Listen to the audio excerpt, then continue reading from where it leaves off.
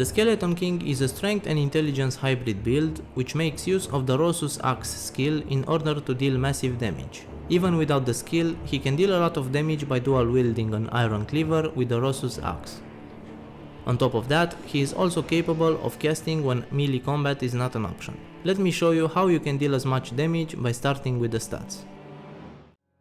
50 Vigor will give us a great amount of HP for tanking. 23 Endurance should give us enough stamina to spam attacks. 36 Strength and 52 Intelligence will give our weapons good damage while also being the minimum needed to use Lusat's Glintstone Staff. 14 Fate is the minimum needed to use the Rancor Call spell.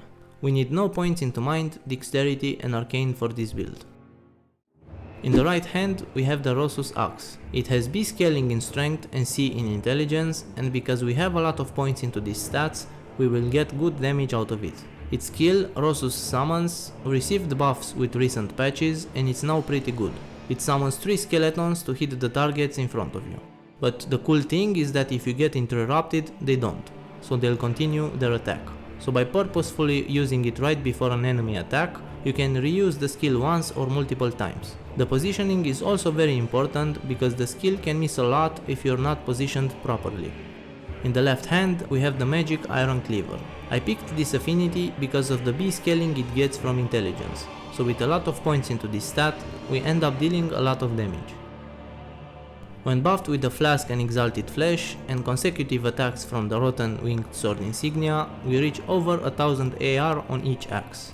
We don't use spells often, but when we do, we use Lusat's Glintstone Staff, which has 284 sorcery scaling. The set we use is the Royal Remains set. Each piece restores 2 HP per second while we are under 18% HP, so a total of 8 HP per second. You can use any other armor pieces as long as you stay under 51 poise, so you can get staggered by light attacks in order to get the most out of the Rosus Axe skill gimmick.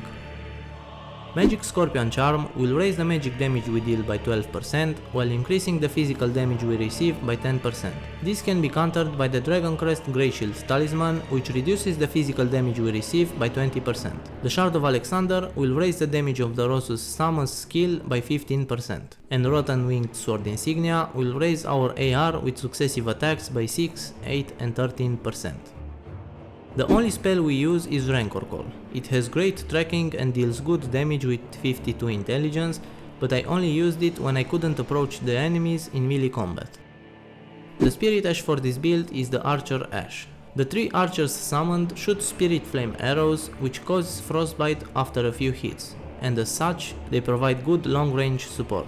In the Flask of Wondrous Physique we have the Magic tier, which raises our magic damage by 20%, and the Strength Knot tier, which provides 10 bonus strength. Both tiers will improve our damage for 3 minutes.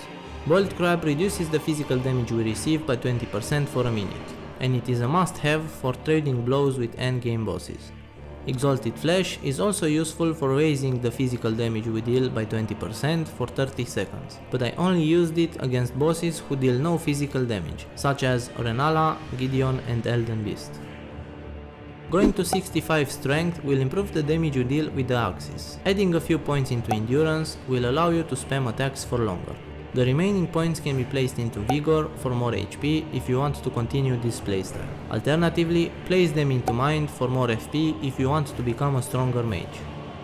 Check out the previous Dead Sorceries builds, the Gravekeeper and the Dead Knight, and stay tuned for the 2 remaining builds in the series. Bye.